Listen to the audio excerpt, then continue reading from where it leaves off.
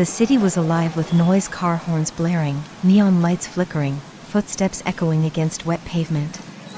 Emma, 22, trudged up the narrow alley that led to her new apartment building, her backpack sagging against her shoulders. She had spent the day moving, exhausted from trains, buses, and dragging boxes through crowded streets. When she stepped inside the building, the air smelled stale, like smoke, dust, and decay, but oddly inviting. The landlord smiled warmly, showing her around, high ceilings, large windows, and cheap rent. "Vacant for years," he said. "You're lucky to get it." Emma forces a smile, hiding the truth. She hadn't chosen this place because it was perfect, but because it was the only one she could afford after cutting ties with home. Emma shouting at her father, slamming a door, her mother turning away. A bus ticket crumpled in her hand. At first, everything seemed perfect. The furniture was clean, the fridge stocked, and a warm shower ran upstairs. But something gnawed at Emma's mind, a faint smell that clung to the walls, a creak in the stairs that didn't match her steps. Her phone buzzed. A message flashed, "Don't stay after midnight." Emma laughed. A joke. But as she set her backpack down, the lights flickered. In the dark hallway, her reflection smiled at her before she even did. The next morning, sunlight streamed through the huge windows.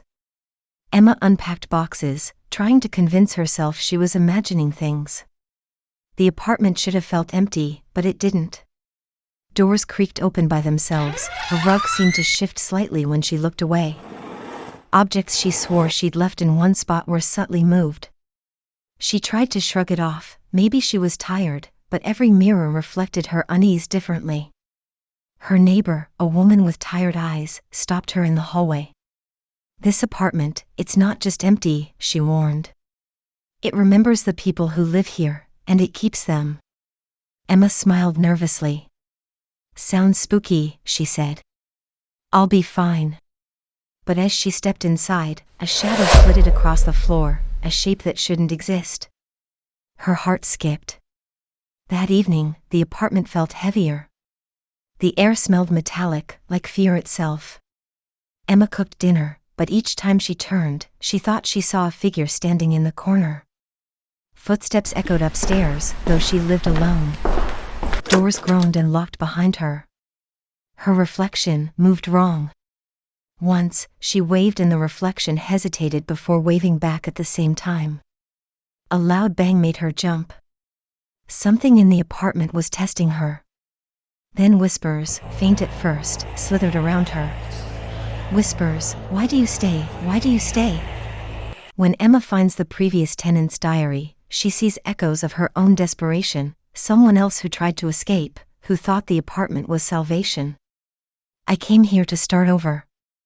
I thought the city would forget me. But the apartment never does." She read entries describing hours collapsing into seconds, doors appearing and vanishing, reflections that weren't hers. Her skin crawled. The morning after her first terrifying night, sunlight poured through the huge windows, but it did little to warm Emma's nerves. She tried to convince herself that everything had been a dream, the flickering lights, the whispers, the strange reflections. Her phone buzzed. A text from her friend, Maya. "Maya, text, hey. You settled in yet? I can come by and see the new place." Emma hesitated. She wanted to say yes, to ground herself in something normal, but the apartment already felt suffocating. After a deep breath, she replied, "Sure, come over. You'll love it."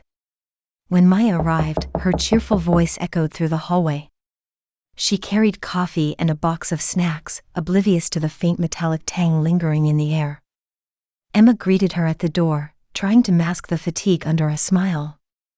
"Wow, this place is huge. And those windows," Maya spun around, taking in the airy living room. "Cheap rent too, score." Emma laughed, but her eyes kept flicking to the mirrors. Something in them still lingered.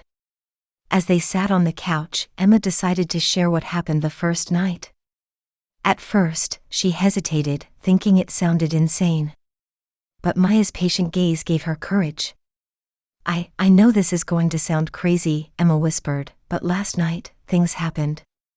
Really weird things. Maya raised an eyebrow. Weird how? Emma swallowed hard, her hands twisting in her lap. I kept hearing footsteps, doors opening on their own, and the mirrors, they didn't always reflect me right. Once, I waved at my reflection, and it didn't wave back at the same time. It smiled before I did. Maya blinked. A pause stretched between them.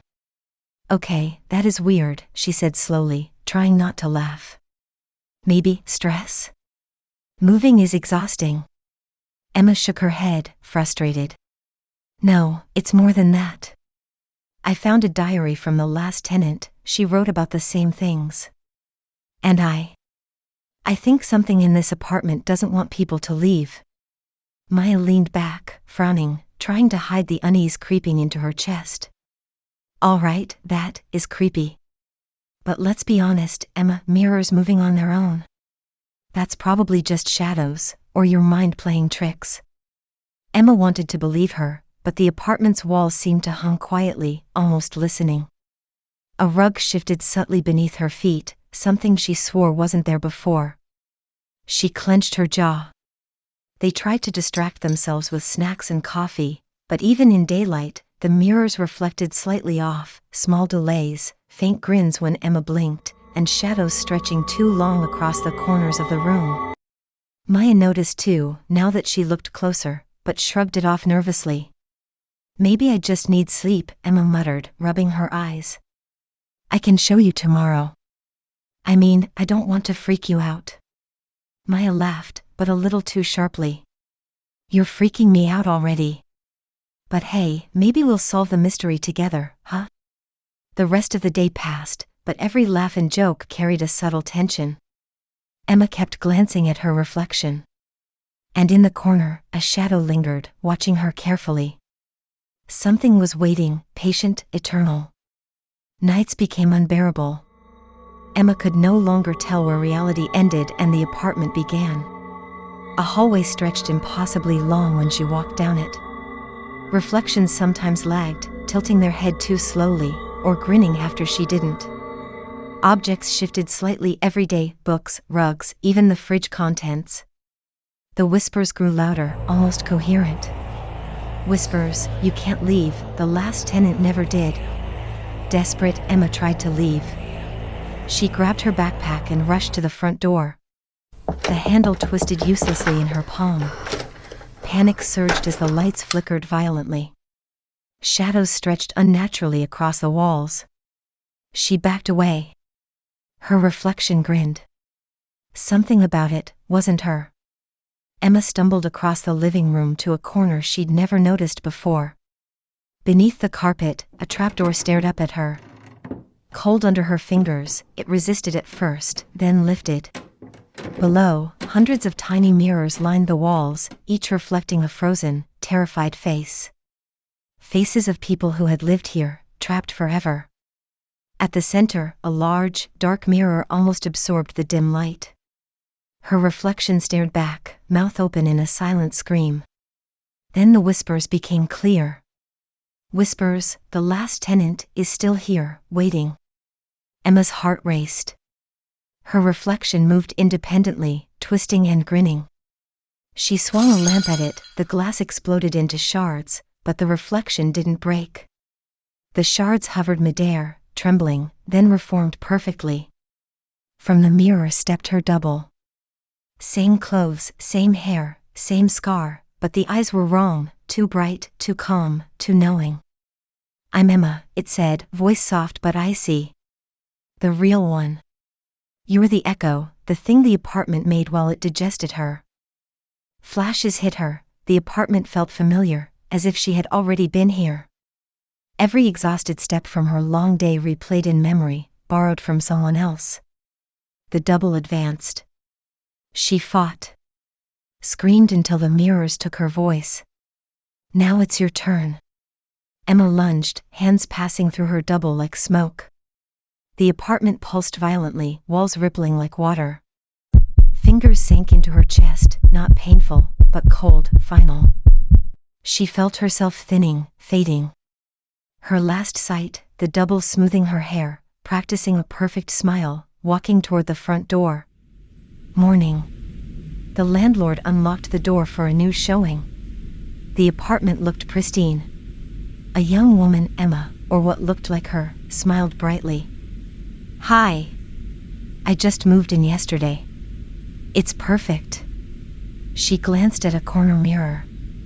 Two faces stared back, one smiling warmly at the landlord, the other, Emma's true face, trapped behind the glass, eyes wild. The new tenant closed the door softly. A faint heartbeat echoed once, then faded. A whispered, fragile voice lingered. Whisper, wait, that's me. The apartment was alive again, waiting for the next resident.